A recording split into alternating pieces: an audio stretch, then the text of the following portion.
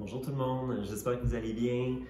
Ici Daniel de la Maison Thé Chailly pour vous présenter les thés de la petite et de la grande route du thé de février 2022. Il fait un beau soleil, on est début février, puis j'ai bien hâte de vous présenter cette boîte-là qui va venir en plein milieu du assez froid quand même qu'on a dehors. C'est toujours un plaisir de boire du thé quand il fait froid. Même si on croit que tout au long de l'année, les vrais fans vont boire du thé à l'année. Donc, cette boîte ici, c'est la première fois qu'on fait une thématique grande échelle pour la boîte de la route du thé. Donc, on a fait une thématique Chine pour deux raisons que je le mentionne dans la lettre, si vous l'avez lu.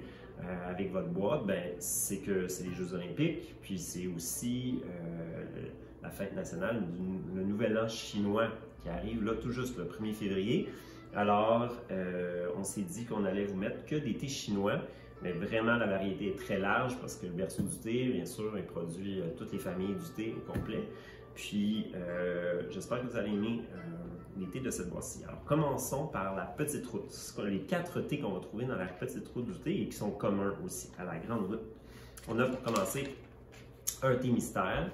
On en a eu un le mois dernier qui était un thé noir taïwanais de Shaninchi. Là, ici, on a un autre thé qui a assez des grandes feuilles qui sont un peu plus claires. Je ne vais pas te donner trop d'indices. J'ai envie que vous expérimentiez, que vous l'essayiez en bol ou en verre ou en gaiwan ou comme vous voulez. C'est certain que plus vous allez le comparer avec les autres thés de la boîte, vous allez jouer un petit peu avec. Qu'est-ce que je pourrais donner comme indice? Essayez plus chaud que moins chaud. Essayez-le en bol. Vraiment, vous allez voir comment les feuilles se développent. Tout ça, à mon avis, juste dans un bol, mettre une petite pincée, on verse l'eau chaude, puis on laisse un peu infuser. On commence à boire tranquillement. On regarde les feuilles. Si ça devient trop fort, ce qui m'étonnerait, vous allez voir comment il évolue. Puis je pense que c'est le meilleur moyen de pouvoir trouver ou essayer de deviner. Alors, quand vous allez soumettre vos réponses, vraiment, vous pouvez mettre vos notes de dégustation aussi, ça me fait toujours plaisir à lire. Mais si vous voulez mentionner ce que vous pensez, même si on ne vous juge pas, hein? Même si c'est l'altitude, la variété botanique, le pays, bien sûr, la région, vous pouvez essayer aussi. Est-ce que c'est un thé qui a été cuit? Est-ce que c'est un thé vieilli ou un thé des dernières récoltes? Si vous avez une idée du nom ou ce à quoi ça vous fait penser, ça c'est tous des points qui vont compter quand on va comparer les réponses. Puis pour vous, ça peut vous donner confiance en vos capacités d'au moins reconnaître certains trucs. Puis c'est juste pour le plaisir de toute façon. Alors, le thé mystère, ce mois-ci, c'est un thé qu'on a beaucoup aimé. Un thé qui est très lumineux, rafraîchissant et réconfortant en même temps. Vraiment très intéressant. Donc voilà, j'ai hâte d'avoir de vos nouvelles concernant ce thé-là. Maintenant, un autre thé qu'on aime vraiment beaucoup, qu'on vous a mis, c'est un thé qui est plein de douceur, c'est un thé qui goûte le miel, qui est caressant. C'est le 2020 Fooding Shumé. C'est une galette qu'on n'a pas mis en ligne encore, mais qu'on va mettre au courant du mois de février. C'est une galette de 357 grammes qui est produite par nos amis, la famille Joe à Fooding, qui est une famille très ancestrale, là. Ça fait des générations qui produisent du thé blanc à Fooding. Puis ça, c'est une de leurs dernières galettes qu'ils nous ont envoyées. On en a à peu près une vingtaine ici à vendre. Puis il y en a quelques-unes qui sont passées à travers ça. Donc on vous a mis des bouts. Essayez pas de casser les motons, juste mettre la quantité que vous avez besoin. C'est un thé qui est très généreux à la réinfusion. La famille Joe me racontait que quand eux, ils vont infuser en gaiwan, par exemple, ou en munfucha, leur thé blanc, après les 8-9 infusions qu'ils vont faire, ils vont prendre toutes les feuilles de la journée, puis ils vont les faire bouillir dans une marmite. Ils vont faire une décoction, puis ils vont boire ça froid. Ils disent que c'est super bon, que c'est excellent contre le COVID, puis que personne à Fooding a eu le COVID apparemment à cause qu'ils ont bu du thé blanc comme ça. Bon, chacun est presque pour sa paroisse, mais j'ai trouvé ça quand même intéressant que apparemment c'est très bon pour le système immunitaire, la santé, tout ça en plus d'être délicieux. Fait qu'il y a tellement de potentiel dans les grosses feuilles de choumé comme ça, qui est une récolte un petit peu plus tardive que les autres au printemps. Fait que On commence avec le Bayanzhen, puis le Baimudan, puis après ça, on va terminer avec le Shume dans les dernières semaines de récolte de thé blanc. Voilà. Donc, le thé blanc de pudding qu'on aime beaucoup, on vous en a quand même mis pas mal pour que vous puissiez jouer avec. C'est un thé blanc qui se garde forcément. C'est juste un 2020. Après ça, dans la petite route, on va retrouver un autre thé que nous, on aime vraiment beaucoup. Puis là, c'est un clin d'œil intéressant. On a, comme je vous le mentionnais dans la lettre qui accompagne la boîte du thé, on a 2 thés médaillés d'or. Moi, je vais le présenter tout de suite en même temps. On a 2 thés médaillés d'or à l'exposition internationale du Panama en 1886 pour le thé noir, Jiuqiu Hongmei, je vais revenir avec lui, puis le Huiming aussi en 1915. Donc, bon, ça fait longtemps, c'est vrai. Ils ont le point commun, ces 2 thés-là, c'est qu'ils ont gagné la médaille d'or à cette exposition-là, cet événement-là international qui existe encore apparemment. Mais aussi, c'est 2 thés oubliés, on va dire, 2 thés méconnus qui ont longtemps sombré dans l'inconnu, la méconnaissance publique en Chine. Personne ne connaît ces thés-là, puis là, qui ressortent tranquillement avec l'intérêt de la population à découvrir des nouveautés, tout ça, avoir sûrement un petit peu plus d'argent pour pouvoir se payer des thés, puis des gens qui veulent retrouver leurs racines, hein, retrouver la richesse de la culture chinoise. Fait que, on commence par le Huiming, c'est un de nos grands classiques ici. Fait que c'est sûr, c'est la dernière récolte du printemps dernier.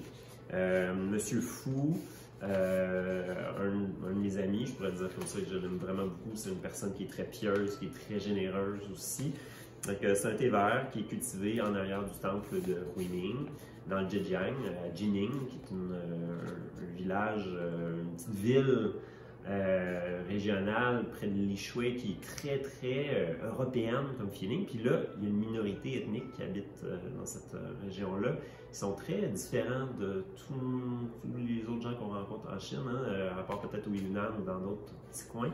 Ils ont un visage vraiment différent, puis ils sont très, très, très gentils aussi. C'est une région très bio. Ils cultivent des champignons, sont très reconnus pour leurs champignons séchés aussi. C'est un endroit que j'ai vraiment beaucoup aimé aller dans les dernières années.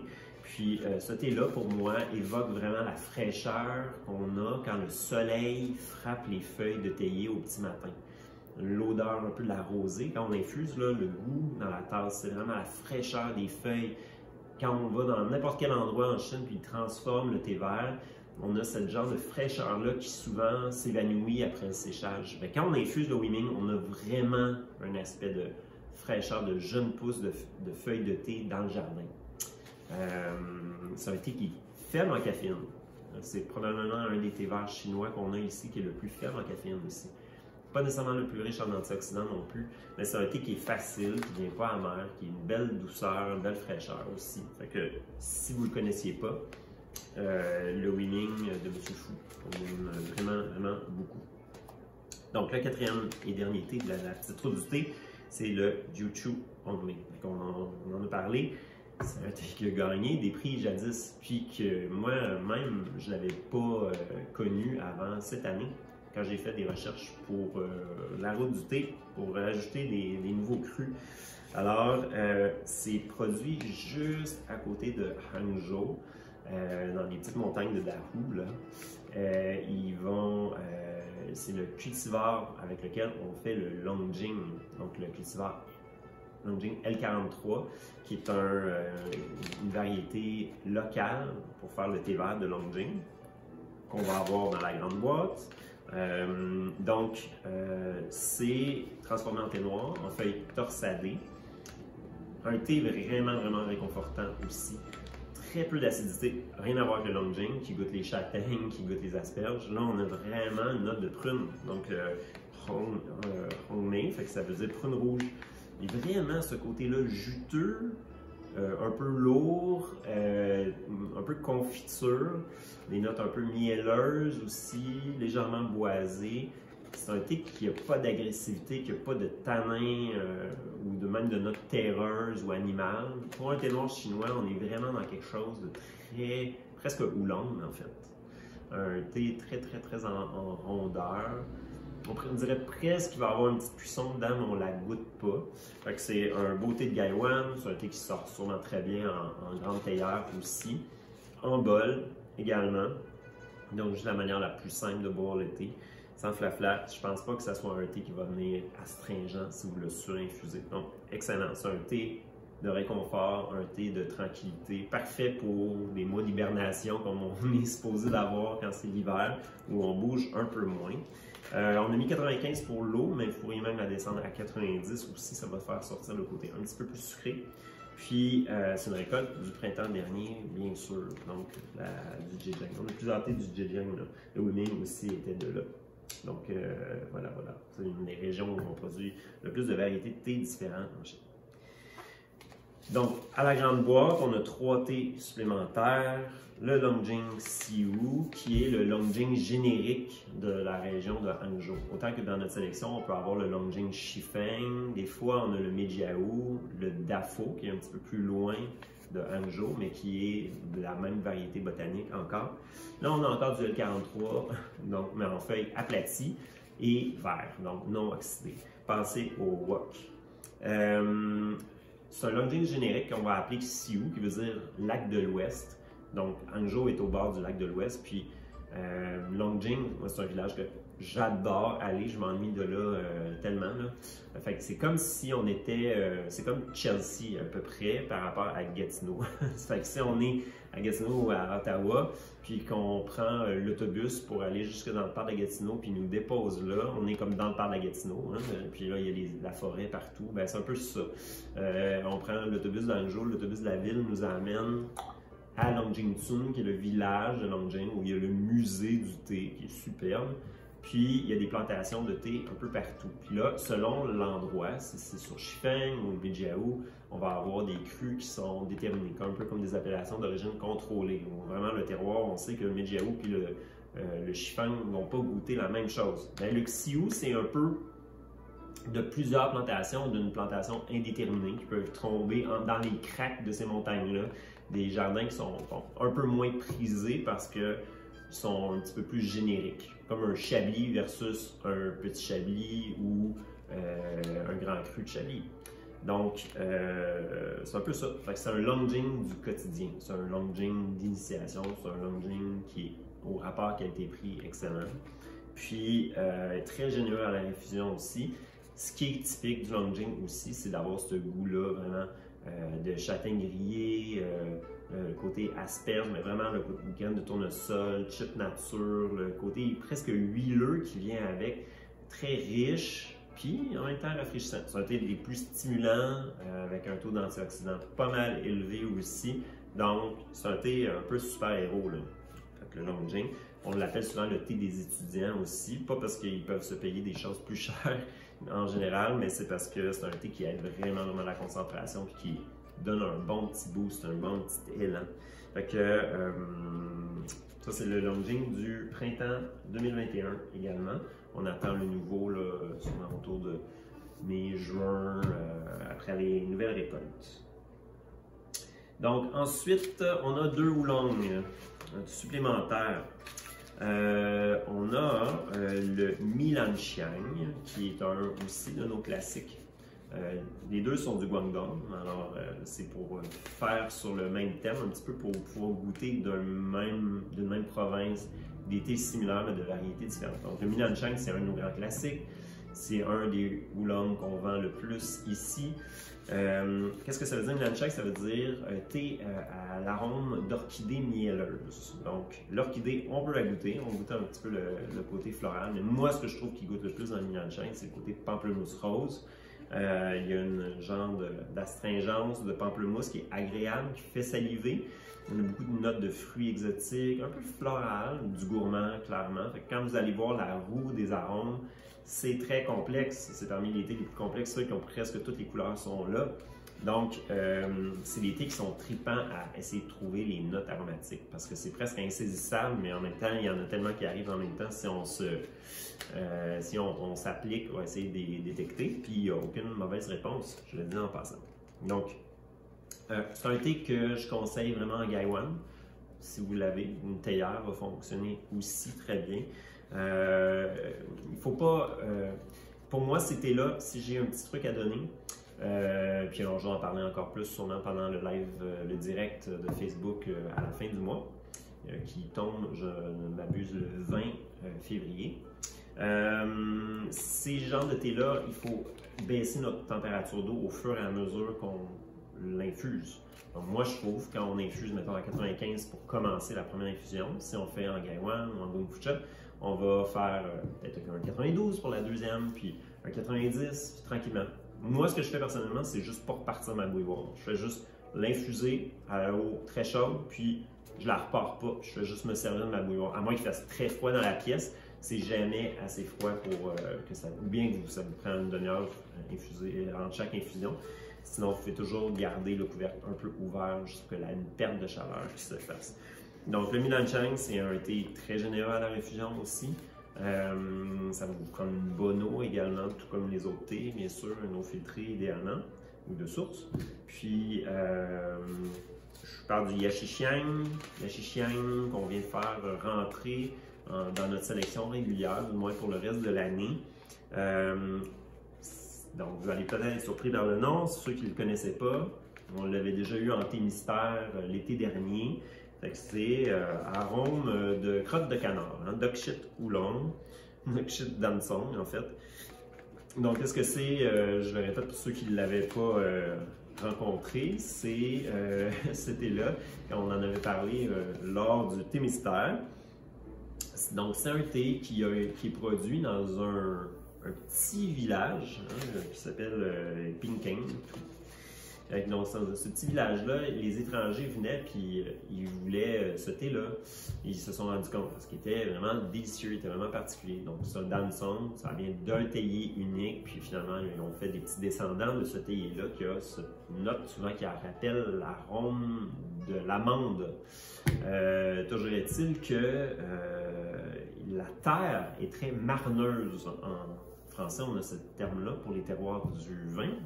Donc, Marne et Marde ressemblent beaucoup et c'est qualifie la texture de cette terre-là qui est glaiseuse d'un point de vue très collant et qui a la couleur de la crotte de canard. Et là, les gens, les locaux qui voulaient garder le thé pour eux, ils ne voulaient pas se le faire piquer, ils voulaient se le marchander entre eux, que ça ne parte pas à l'autre bout de la Chine.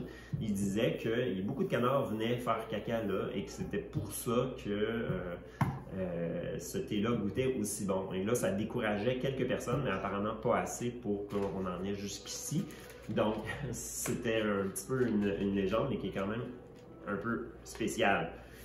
J'adore ce thé-là. Ce n'est pas le même lot qu'on avait présenté en thé mystère l'été passé. Et au moins, il est presque même meilleur.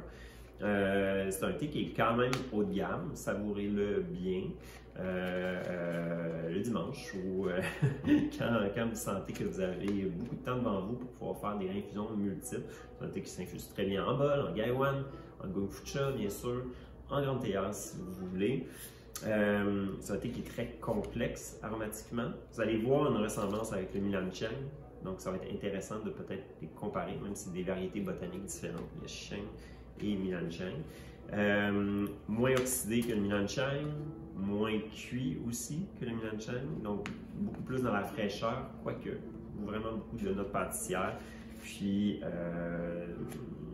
c'est un thé que vous pouvez jouer avec, il vient rarement mauvais pour l'infus. Fait que lui aussi, on va le mettre en ligne au courant du mois de février, après que vous ayez eu la chance de le goûter en exclusivité, en primeur, avant tout le monde. Donc voilà, si jamais vous voulez vous en procurer après, que ce soit du 2020, du Chumé vieilli, du Chu Onmei s'il y en reste, et du Yachixiang, ça il va en avoir, tandis que les autres, c'est des classiques de notre sélection. Si vous avez des questions, vous pouvez nous contacter à info@chai.ca, nous appeler, utiliser le chat sur Messenger, sur notre site web.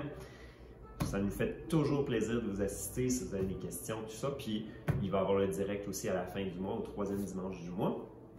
Donc, je vous souhaite de très bonnes dégustations et des bons Jeux olympiques si vous les regardez en buvant le thé. Cool.